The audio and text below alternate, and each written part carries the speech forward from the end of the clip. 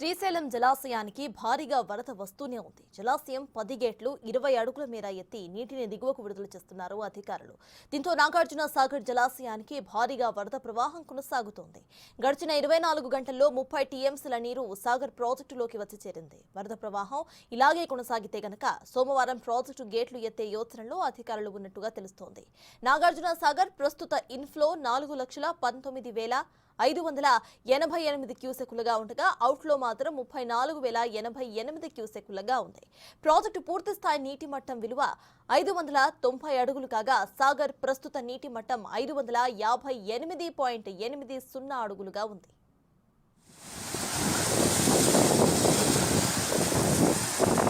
నాగార్జున సాగర్ జలాశయానికి వరద ప్రవాహం పెరగడంతో నిన్న ప్రాజెక్టు ఎడమ కాలువ నుంచి నీటిని విడుదల చేశారు మంత్రులు. కృష్ణమ్మకు జలహారతి ఇచ్చే మంత్రులు ఉత్తమ్ కుమార్ రెడ్డి, కోమటిరెడ్డి వెంకటరెడ్డి, పొంగులేటి శ్రీనివాస్ రెడ్డి, తుమ్మల నాగేశ్వరరావు కలిసి నీటిని దిగువకు విడుదల చేశారు. ప్రెజెంట్ ఇదే విషయంపై పూర్తి డీటెయిల్స్ మా ప్రతినిధి పుల్లారావు అందిస్తారు. పుల్లారావు చెప్పండి, ప్రెజెంట్ అక్కడ అప్డేట్స్ ఏంటి? అక్కడ నీటి మట్టం ఎంతవరకు ఉంది? అయితే గేట్స్ ఎత్తే ఆలోచనలో అక్కడ అధికారులు ఉన్నారా?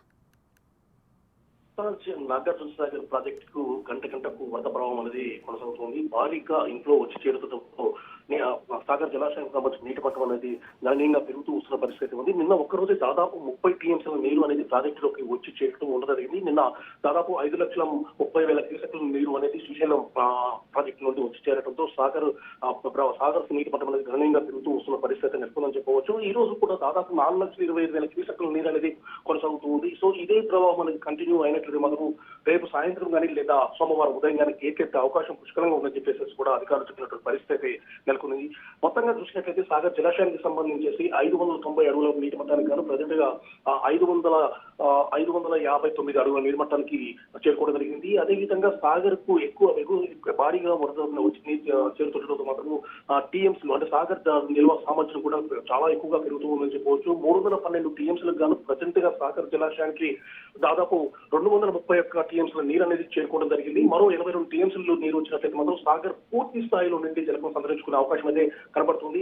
సో ఈ విధంగా ఎగువ ప్రాంతం నుంచి వరద అనేది భారీగా వచ్చి చేరుతూ ఉండటం వల్ల ఆ యొక్క నీటి ప్రవాహం ఎక్కువగా వస్తూ ఉండటంతో సాగర్ నీటి మట్టం గంటకు పెరుగుతున్న నేపథ్యంలో రేపు సాయంత్రం లేదా ఎల్లుండి ఖచ్చితంగా గేట్లు ఎత్తే అవకాశం అయితే స్పష్టంగా కనబడుతుంది. ఎందుకంటే నిన్న ఒక్కరోజే దాదాపు 30 టీఎంసీల నీరు వచ్చి చేరింది కాబట్టి అంటే డైలీ 20 టీఎంసీల పైగా వచ్చిన నీరు వస్తూ చేరుతుండటంతో 2 రోజుల జలాశయం అనేది పూర్తి స్థాయిలో నిండుకుండలో మారే అవకాశం కనబడుతూ ఉండదు.